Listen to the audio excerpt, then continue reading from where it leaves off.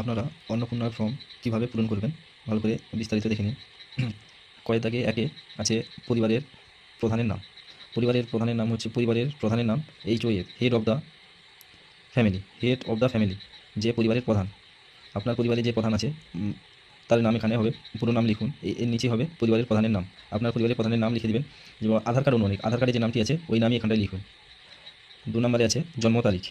এই যে জন্ম তারিখ, আপনার সেই পরিবারের প্রধানের জন্ম তারিখ, আধার কার্ড অনুমানিক, আধার কার্ড দেখেই তার জন্ম তারিখটি লিখে দেবেন। দিন, মাস, বছর যেভাবে আধার কার্ডে আছে সেইভাবে এখানটায় নিচে লিখে দেবেন জন্মের তারিখ। পরিবারের প্রধান HOF, লিঙ্গ, পরিবারের প্রধান। যিনি পরিবারের প্রধান, পুরুষ, মহিলা বা অন্যান্য, যেটা হবে সেটা টিক চিহ্ন দিয়ে দেবেন। পুরুষ হলে পুরুষের টিক চিহ্ন দেবেন, মহিলা হলে মহিলাদের টিক চিহ্ন দেবেন। পরিবারের প্রধানের যে হেড অফ দ্য ফ্যামিলি, যে হেড আছেন ফ্যামিলির মধ্যে, যে হেড তারই হবে, তারই এখানটায় দিয়ে দেবেন সে পুরুষ না মহিলা, এই টিক চিহ্ন দিয়ে দেবেন। পুরুষের জায়গায় হলে পুরুষের টিক চিহ্ন দেবেন, মহিলা হলে মহিলা টিক চিহ্ন দেবেন, অন্যান্য হলে অন্যান্যদের টিক চিহ্ন দেবেন। 4 নম্বরে আছে পরিবারের প্রধানের আধার নাম্বার। পরিবারের প্রধান, যিনি প্রধান আছেন এই হেড অফ দ্য ফ্যামিলি, পরিবারের প্রধান নাম্বার দিয়ে দেবেন, আধার নাম্বার। আধার নাম্বারটি এখানটায় বসিয়ে দেবেন। তারপর আছে 5 নম্বরে আছে ডিজিটাল রেশন কার্ডে পরিবারের আইডি। আপনার ডিজিটাল রেশন কার্ড থাকলে এখানটায় রেশন কার্ডের ধরন এবং রেশন কার্ডের নাম্বারটি বসিয়ে দেবেন। যেমন আছে SPHH, আরও কী আছে সেইভাবে আপনার পরিবারের যে হেড আছে তারই কার্ড নাম্বার এবং কোন ক্যাটাগরির কার্ড বসিয়ে দেবেন। 6 নম্বরে রয়েছে পরিবারের সদস্য সংখ্যা। 6 নম্বরে রয়েছে পরিবারের সদস্য সংখ্যা। আপনার পরিবারের কজন সদস্য আছে সেইভাবে এখানটায় লিখে দেবেন, সংখ্যায় লিখবেন। 5, 4, 3, 2, যতজন সদস্য আছে সেই অনুমানিক এখানটায় লিখে দেবেন। 5 হলে ভালো, 5 নম্বর সদস্য পর্যন্ত এখানটায় আছে, 5 পর্যন্ত লিখবেন। সবগুলি ডিটেলস 5 নম্বর পর্যন্ত ডিটেলস এখানটায় দেওয়া দরকার আছে। তাই এখানটায় পরিবারের সদস্য সংখ্যা, আপনার বাড়ির কতজন সদস্য আছে সেই সংখ্যাটি এখানটায় বসিয়ে দেবেন। 7 নম্বরে আছে ঠিকানা। ঠিকানাটি আপনার স্থায়ী ঠিকানা, আপনার স্থায়ী ঠিকানা যেখানটায় আপনি বসবাস করেন সেখানকার গ্রাম, পোস্ট, থানা এবং পিন নাম্বারটি এখানটায় বসিয়ে দেবেন। পরপর লিখবেন গ্রাম, পোস্ট, থানা, পিন নাম্বার, ডিস্ট্রিক্ট, কোন ডিস্ট্রিক্টে সেটা এখানটায় লিখে দেবেন। 8 নম্বর হচ্ছে যোগাযোগের নম্বর। আপনার বাড়ির ফ্যামিলির যে হেড আছে তার ফোন নাম্বারটি বসিয়ে দেবেন, এবং হেডের যদি না থাকে অন্য কারোর ফ্যামিলির মধ্যে অন্য কারোর নাম্বার দিলেও হবে। সেটি হতে হবে আধার কার্ডের যেন লিঙ্ক থাকে, সেই নাম্বারটি যাতে আধার কার্ডের লিঙ্ক থাকে সেই নাম্বার অনুযায়ী এখানটায় নাম্বারটি বসিয়ে দেবেন। 9 নম্বরে আছে, 9 নম্বরটি খুবই গুরুত্বপূর্ণ। 9 নম্বরে আছে নাম, জন্ম তারিখ, লিঙ্গ, পরিবার প্রধানের সঙ্গে সম্পর্ক, আধার নম্বর, পরিবারের সকল সদস্য। এখানটায় হবে পরিবারের প্রধান HOF, head of the family. আপনার পরিবারের প্রধানের নামটি এখানটায় লিখে দেবেন। শুধু এখানটায় প্রধানের নাম, আপনার পরিবারের যে হেড আছে তার নামটা লিখে দেবেন। তারপরে হচ্ছে সদস্য নাম্বার 1। আপনার ফ্যামিলির এবার সদস্য কতজন সদস্য আছে তার নাম, তার জন্ম তারিখ, লিঙ্গ, পুরুষ, মহিলা, যেভাবে আছে এভাবে বসিয়ে দেবেন। পরিবারের সঙ্গে প্রধানের সম্পর্ক, এর সঙ্গে এই সদস্যের সম্পর্ক কী সেই সম্পর্কটি একটু লিখে দেবেন, এবং তার আধার নাম্বার, এই সদস্যের আধার নাম্বারটি এখানটায় বসিয়ে দেবেন। তারপর সদস্য নাম্বার 2, সে ঠিক একইভাবে সদস্যের নাম এখানটায় লিখবেন, তার জন্ম তারিখটি দিয়ে দিবেন, পুরুষ না মহিলা এখানটায় লিখবেন। এইভাবে সদস্য নাম্বার 2 নম্বর সদস্য সেই একইভাবে পূরণ করবেন। এখানে দেওয়া আছে অন্নপূর্ণা যোজনার জন্য আবেদন করা হচ্ছে, হ্যাঁ হ্যাঁ হ্যাঁ। এবার এখানটায় যে আবেদন করেছে তার সোজাসুজি হ্যাঁ লিখবেন। যদি পরিবারের প্রধান যদি আবেদন করে অন্নপূর্ণার জন্য তার সোজাসুজি ঠিক চিহ্ন দিবেন। যদি সদস্য যদি আবেদন করে, যে সদস্য নাম্বার 1 এখানে নাম দিয়ে দিবেন, সদস্যের নাম, সেই সদস্যের সোজা যদি ইনি সদস্য হন আবেদন করার জন্য এখানটায় ঠিক চিহ্ন দিয়ে দিবেন। 2 নম্বর সদস্য হলে এখানটায় ঠিক চিহ্ন দিয়ে দিবেন। 2 নম্বর পেজে সেই একই সেম পরিবারের প্রধানের সঙ্গে সম্পর্ক, যেটা 2 নম্বর সদস্য আছে সেই সদস্যের সঙ্গে প্রধানের যে হেড আছে তার সম্পর্ক কী এবং তার আধার নাম্বারটি দিয়ে দিবেন, এবং সে কি অন্নপূর্ণার জন্য আবেদন করছে, হ্যাঁ হলে হ্যাঁ জায়গায় ঠিক চিহ্ন দিবেন, না হলে দেওয়ার দরকার নেই। 3 নম্বর সদস্য সেই একই, আপনার 3 নম্বর সদস্যের নাম লিখবেন, জন্ম তারিখ দিবেন, পুরুষ না মহিলা লিখবেন, পরিবারের প্রধানের সঙ্গে তার কী সম্পর্ক সেই সম্পর্কটি এখানটায় লিখবেন, তার আধার নাম্বারটি দিয়ে দিবেন। এই সদস্যের আধার নাম্বারটি 3 নম্বর সদস্যের যে নাম হবে তারই আধার নাম্বার এখানটায় দিয়ে দিবেন। এখানে কিন্তু প্রধানের আধার নাম্বার দিবেন না, যে হেড তার আধার নাম্বার এখানটায় দিবেন না, এই সদস্যের আধার নাম্বারটি এখানটায় বসিয়ে দিবেন।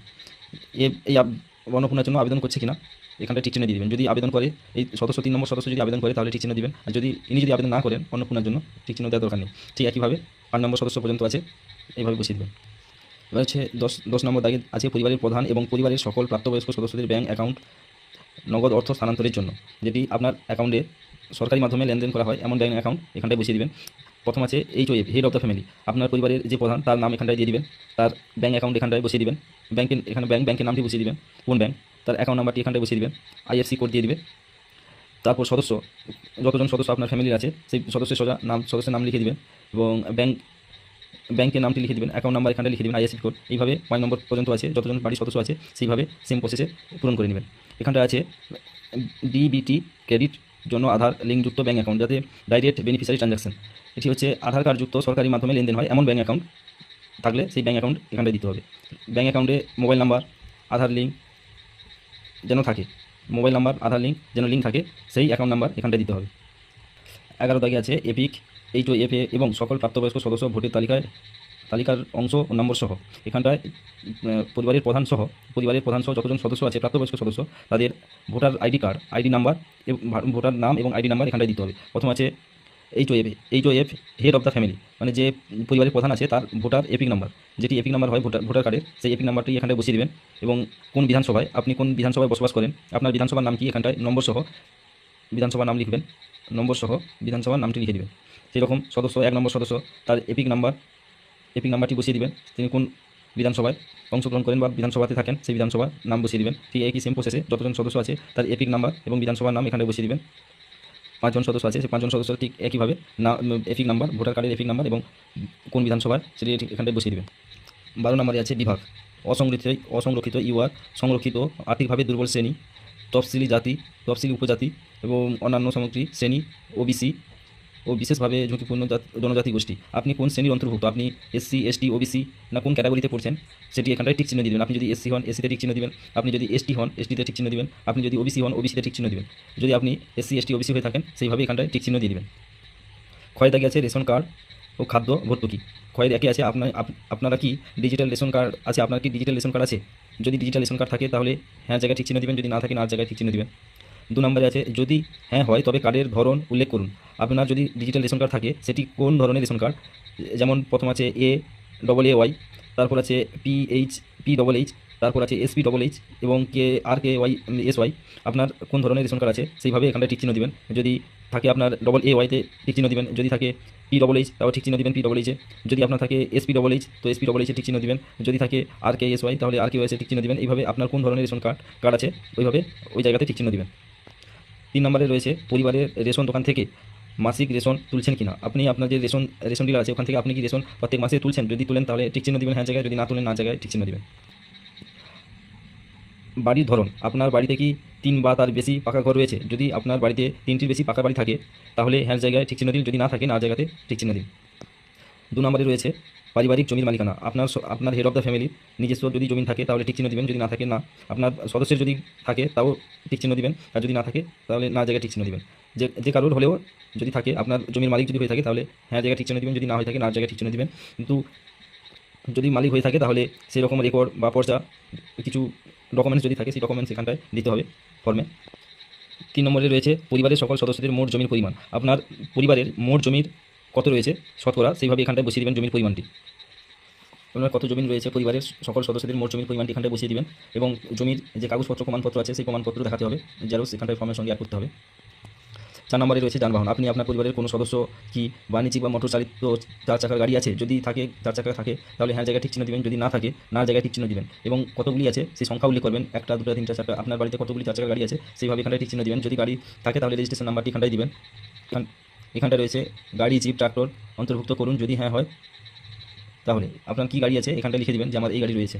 5 নম্বরে রয়েছে পারিবারিক সদস্যের স্বাস্থ্য বিমা, আপনার পরিবারের যদি কারো স্বাস্থ্য বিমা থাকে তাহলে হ্যাঁ জায়গায় ঠিক চিহ্ন দিবেন, যদি না থাকে না জায়গায় ঠিক চিহ্ন দিবেন। যদি থাকে তাহলে এখানটায় সরকারি বেসরকারি, এটা হেড অফ দ্য ফ্যামিলি যে হেড আছে তার কি আছে, তার যদি থাকে তাহলে সরকারি না বেসরকারি বিমার অঙ্কটা কত টাকার আপনার স্বাস্থ্য বিমা করা আছে সেই বিমার অঙ্কটা এখানটায় বসিয়ে দিবেন এবং তার বিবরণ, তার ডকুমেন্টস কী আছে সেই ডকুমেন্টসের নাম্বার এখানটায় বসিয়ে দিবেন। সেইভাবে যতজন সদস্য রয়েছে তাদের যদি থাকে সেইভাবে বসিয়ে দেবেন সরকারি বেসরকারি বিমার অঙ্কটা এখানটায় বসিয়ে দেবেন, কত টাকার বিমা রয়েছে সেই টাকাটি এখানটায় বসিয়ে দেবেন। ঠিক 5 নম্বর পর্যন্ত আছে একইভাবে বসিয়ে দেবেন।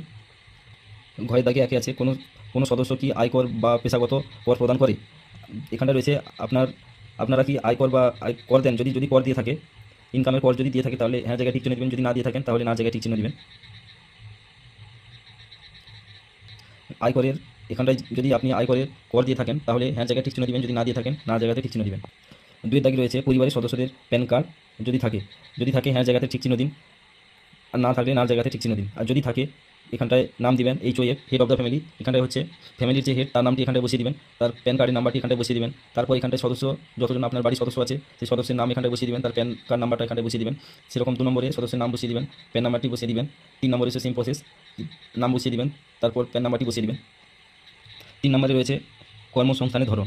আপনার পরিবারের HOA পরিবারের প্রধান, যিনি হেড পরিবারের প্রধান, তিনি কোন কাজের সঙ্গে যুক্ত? সরকারি কাজ করেন, বেসরকারি কাজ করেন, বেকার, অন্যান্য বেকার বা পরিযায়ী শ্রমিক ইত্যাদি কোন কোন ধরনের কাজ করেন আপনার পরিবার, সেই অনুযায়ী ঠিক চিহ্ন দিবেন। যদি বেকার হয়ে থাকে বেকারে ঠিক চিহ্ন দিবেন, যদি সরকারি হয় সরকারিতে ঠিক চিহ্ন দিবেন, যদি বেসরকারি হয় বেসরকারিতে ঠিক চিহ্ন দিবেন, সাংগঠনিক ক্ষেত্রে যদি হয়ে থাকে তাহলে ঠিক চিহ্ন দিবেন। এইভাবে যে কোনো কাজে যদি যুক্ত থাকে সেভাবে ঠিক চিহ্ন দিবেন। Same process. সদস্য, বাড়ির সদস্য, 1 নম্বর সদস্য কোন কাজের সঙ্গে যুক্ত আছে, সরকারি, বেসরকারি, বেকার, পরিযায়ী শ্রমিক, অন্যান্য যেটা হবে সেটাতে ঠিক চিহ্ন দিবেন। এখানটায় সদস্য সোজা নামটি বসিয়ে দিবেন, তারপর ঠিক চিহ্ন দিবেন কোন কাজের সঙ্গে যুক্ত। সেই রকম সদস্য নাম্বার 2, সেই 2 নম্বর সদস্যের নামটি লিখে দিবেন, কোন কাজের সঙ্গে যুক্ত সেই কাজের এখানটায় ঠিক চিহ্ন দিয়ে দিবেন। ঠিক 3 নম্বর, 4 নম্বর, 5 নম্বর পর্যন্ত এইভাবে আছে, নাম লিখে কোন কাজের সঙ্গে যুক্ত সেখানটায় ঠিক চিহ্ন দিয়ে দিবেন। 6 নম্বর পেজে রয়েছে 8 দাগে পরিবারের শিক্ষিত প্রাপ্তবয়স্ক সদস্যদের সংখ্যা এবং পরিবারের অশিক্ষিত প্রাপ্তবয়স্ক সদস্যের সংখ্যা। যদি আপনার পরিবারের শিক্ষিত যতজন শিক্ষিত আছে তার এখানটায় বসিয়ে দিবেন 1 2 3 4 5, কতজন শিক্ষিত রয়েছে সেই শিক্ষিত সংখ্যাটি বসিয়ে দিবে। অশিক্ষিত রয়েছে যারা পড়াশোনা করেনি সেই সংখ্যাটি এখানটায় বসিয়ে দিবে, অশিক্ষিতদের এখানটায় বসিয়ে দিবে। এবার পরিবারের প্রধান, HOA head of the family, যিনি পরিবারের প্রধান রয়েছে তার নামটি এখানটায় সোজা নাম লিখবেন এবং সে শিক্ষিত অশিক্ষিত সর্বোচ্চ শিক্ষাগত যোগ্যতা কোনটি যেটা হবে সেখানে ঠিক চিহ্ন দিয়ে দিবেন। যদি শিক্ষিত হয় শিক্ষিততে ঠিক চিহ্ন দিবেন, যদি অশিক্ষিত হয় অশিক্ষিত ঠিক চিহ্ন দিবেন। যদি সর্বোচ্চ শিক্ষাগত যোগ্যতা সেটি এখানটায় লিখে দিবেন যে আমি HS পাস বা গ্র্যাজুয়েশন, এইভাবে এখানটায় লিখে দিবেন। ঠিক সেম প্রসেসে সদস্য নাম্বার 1 নম্বর সদস্যের নাম লিখবেন, শিক্ষিত অশিক্ষিত বা সর্বোচ্চ শিক্ষাগত যোগ্যতা সেটি এখানটায় লিখে দিবেন, যেটা হবে সেটা এখানটায় লিখে দিবে। ঠিক সেম প্রসেস 5 নম্বর পর্যন্ত সদস্য 2, সদস্য 3, সদস্য 4, সদস্য 5 এইভাবে লিখে দিবেন। তার যদি নথি থাকে শিক্ষাগত যোগ্যতার সার্টিফিকেট এখানটায় যোগ করে দিবেন, নামসহ শিক্ষাগত যোগ্যতা থাকে এখানটায় জেরক্স কপি এই ফর্মের সঙ্গে অ্যাড করে দেবে। 7 নম্বর পেজে 5 দাগে রয়েছে কোনো সদস্য কি কোনো সাংগঠনিক পদ বা মন্ত্রী, সংসদ, বিধায়ক, পৌরস্থানীয় সংস্থা এবং পঞ্চায়েত সংস্থা প্রাক্তন এবং বর্তমান ধারক। আপনার পরিবারের যদি কেউ মন্ত্রী, MLA বা পঞ্চায়েত যে কোনো লেভেলের যদি থাকে তাহলে হ্যাঁ জায়গায় ঠিক চিহ্ন দিবেন, যদি না থাকে না জায়গায় ঠিক চিহ্ন দিবেন। যদি থাকে সেই কোন সদস্য সেই সদস্যের নাম্বারটি এখানটায় বসিয়ে দিবেন। 1 নম্বর সদস্য, 2 নম্বর সদস্য, 3 নম্বর সদস্য, 4 নম্বর সদস্য, 5 নম্বর সদস্য, সেখানটায় যেভাবে সদস্যের নাম যত নাম্বারের সদস্যের নামগুলি লিখেছেন কোন নাম্বারের সদস্য এই কাজের সঙ্গে যুক্ত সেই সদস্যের নাম্বারটি এখানটায় লিখে দিবেন। এবং তার সেই সদস্য যদি নথি থাকে কোনো সরকারি কাজে বা মন্ত্রী, MLA বা পঞ্চায়েত দপ্তরে যে কোনো জায়গার হলে সেখানটায় নথি থাকলে এখানটায় নথি জমা দিবেন। 6 নম্বরে আছে কোনো সদস্য কি সরকারি পেনশনভোগী। আপনার পরিবারের যে কোনো সদস্য যদি পেনশন পেয়ে থাকে সেখানটায় টিক চিহ্ন দিবেন, যদি না পেয়ে থাকে না জায়গায় টিক চিহ্ন দিবেন। যদি সরকারি পেনশনভোগী তার সদস্যের নাম্বারটি এখানটায় বসিয়ে দেবেন, কত নম্বর সদস্য পেনশন পায় সেই নাম্বারটি এখানটায় বসিয়ে দেবেন। 1 2 3 4 5 পর্যন্ত যে সদস্য আছে আপনার কত নম্বর সদস্য সেই নাম্বারটি এখানটায় বসিয়ে দেবেন। তার নথি থাকলে নথি অ্যাড করে দেবেন, যদি কোনো আইডি থাকে সেই আইডি জেরক্স কপি এখানটায় অ্যাড করবেন। 7 নম্বরে আছে কোনো সদস্য কি GST অধীনে নিবন্ধন আছে। আপনার পরিবারের সদস্য যদি GST প্রদান করে থাকে, GST কর দিয়ে থাকে তাহলে হ্যাঁ জায়গায় ঠিক চিহ্ন দিবেন, যদি না থাকে না জায়গায় ঠিক চিহ্ন দিবেন। যদি GST দিয়ে থাকে তাহলে GST নাম্বারটা এখানটায় বসিয়ে দিবে। 8 নম্বরে রয়েছে পরিবারের মোট আর্থিক আয় কত টাকা সেই টাকাটি এখানটায় বসিয়ে দিবে। আপনার পরিবারের আর্থিক আয় বছরের কত টাকা ইনকাম করেন সেই টাকাটি এখানটায় বসিয়ে দিবে। 9 দাগে একে আছে CA আবেদন এর বর্তমান অবস্থান যদি থাকে, আপনি কি CA আবেদন করেছেন তাহলে এখানটায় আবেদন করা হয়েছে যদি হ্যাঁ হয় এবং আবেদন নাম্বারটি এখানটায় বসিয়ে দিবেন। আর যদি না হয়ে থাকে প্রযোজ্য নয় বলে এখানটায় ঠিক চিহ্ন দিয়ে দিবেন। যদি আবেদন করে থাকেন তাহলে আবেদন করা হয়েছে এখানটায় ঠিক চিহ্ন দিবেন। তারপর যদি ইস্যু করা হয়ে থাকে যদি হ্যাঁ হয় তাহলে সার্টিফিকেট নাম্বারটি এখানটায় বসিয়ে দিবে। এটা এখানটায় প্রধানের নাম দিয়ে দিবে, যদি প্রধান আবেদন করে থাকে সিএতে সেই প্রধানের নামটি এখানটায় বসিয়ে দিবে আর এখানটায় টিক চিহ্ন দিয়ে দিবে। যদি না হয়ে থাকে প্রযোজ্য নয় বলে এখানটায় টিক চিহ্ন দিয়ে দিবে। ঠিক সেম প্রসেস সদস্য নাম্বার 1 সেই 1 নম্বরের সদস্যদের নাম লিখে দিবে, যদি আবেদন করে থাকে তাহলে আবেদন করা হয়েছে ঠিক চিহ্ন দিয়ে দিবে আর যদি করা হয়নি প্রযোজ্য নয় বলে ঠিক চিহ্ন দিয়ে দিবে। সেই সেম প্রসেস 1 2 3 4 5 1 নম্বর সদস্য 2 নম্বর সদস্য সেই প্রযোজ্য যদি না হয়ে থাকে প্রযোজ্য নয় বলে ঠিক চিহ্ন দিয়ে দিবে। প্রত্যেকটা যদি হয়ে থাকে সেইভাবে আবেদন করা হয়েছে সেইভাবে ঠিক চিহ্ন দিয়ে দিবে।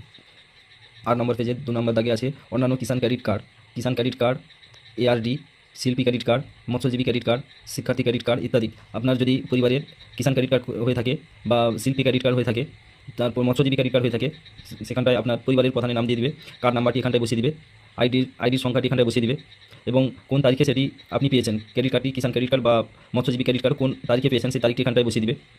সেই সেম প্রসেস সদস্যের 1 নম্বর সদস্যের নাম লিখে দিবে, নাম্বার লিখে দিবে, আইডির সংখ্যা এখানটায় লিখে দিবে, কোন তারিখে পেয়েছে তার ডেট এখানটায় বসিয়ে দিবে এবং তার জেরক্স কপি একটা এই ফর্মে অ্যাড করে দিবে। 5 নম্বর পর্যন্ত আছে সদস্য নাম্বার 4 সদস্য নাম্বার 5 এই সোজা নাম লিখে দিবে, নাম্বার লিখে দিবে এবং আইডির সংখ্যা লিখে দিবে, কত তারিখে পেয়েছে সেই তারিখটি এখানটায় বসিয়ে দিবে। 3 নম্বরে রয়েছে যদি SIR 2026-এর নাম বাদ পড়ে থাকে তবে মামলাটি ট্রাইব্যুনালে বিচারাধীন কিনা। যদি আপনার SIR বাদ হয়ে থাকে তাহলে না জায়গায় ঠিক চিহ্ন দিবেন আর যদি SIR বাদ না হয়ে থাকে তাহলে প্রযোজ্য নয় বলে এখানটায় ঠিক চিহ্ন দিয়ে দিবেন।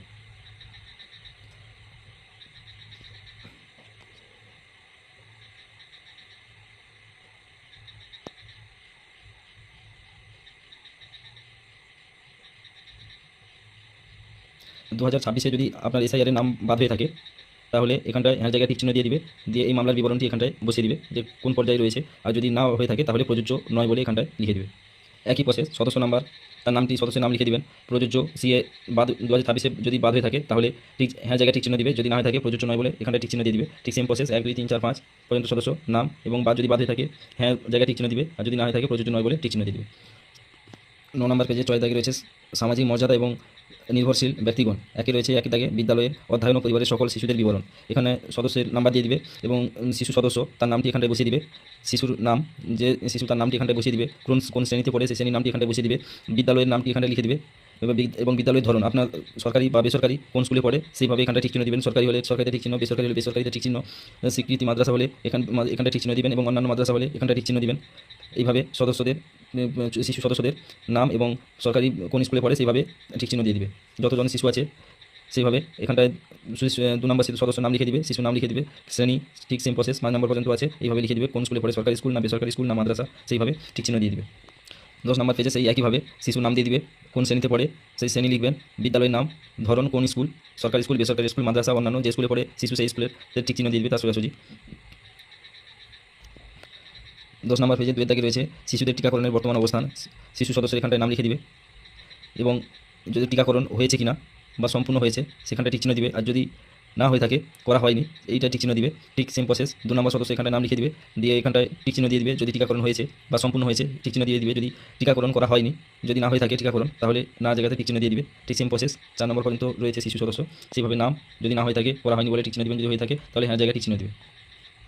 এখানটায় রয়েছে যদি হ্যাঁ হয় তাহলে টিকাকরণের কার্ড আইডি এখানটায় বসিয়ে দিবে, আর যদি না হয় তাহলে শেষ টিকাকরণ নেওয়া তারিখটি এখানটায় বসিয়ে দিবে।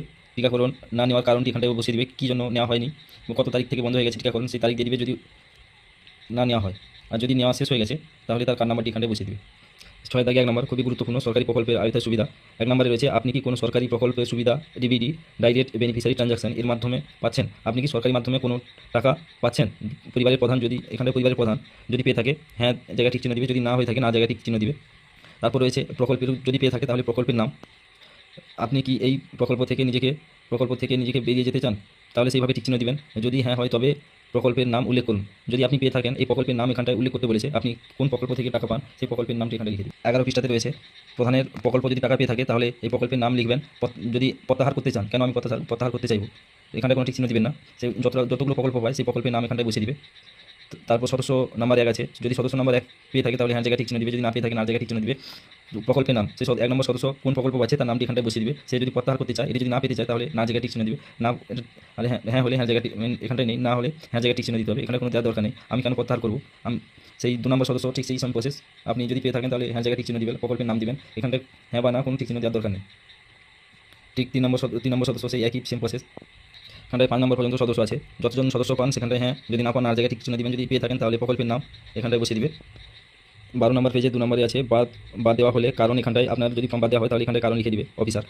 তারপর আছে আমি এই মর্মে ঘোষণা করিতেছি যে উপরের প্রদত্ত তথ্য আমার জ্ঞান ও বিশ্বাস অনুযায়ী সম্মত এবং এই ফর্মটি যাচাইযোগ্য, এখানটায় সম্মত জায়গায় ঠিক চিহ্ন দিবেন।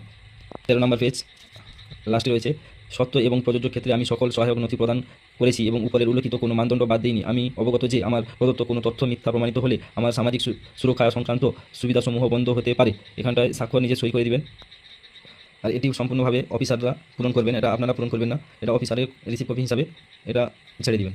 এইভাবে পুরো ফর্মটি সম্পূর্ণভাবে পূরণ।